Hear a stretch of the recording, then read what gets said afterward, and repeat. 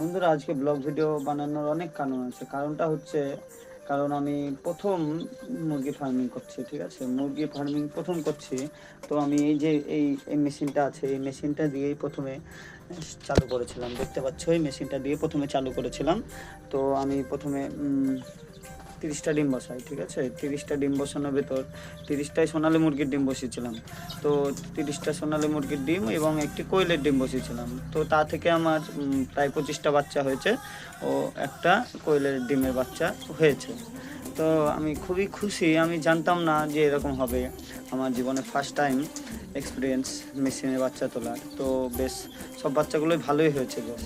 তো আমি দেখতাম, ইউটিউবে দেখতাম, অনেক জায়গায় ভিডিও দেখতাম।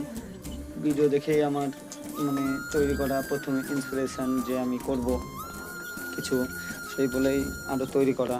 ওই জন্যই আমি ভিডিও দেখে তৈরি করেছি। এই দেখো, ছোট ছোট বাচ্চাগুলো দেখো, বোর্ডিংয়ে কী সুন্দর খাচ্ছে দেখো। বাচ্চাগুলো বেশ ভালোই হয়েছে। এগুলো আমার জীবনের ফার্স্ট অভিজ্ঞতার বাচ্চা। বেশ ভালোই হয়েছে।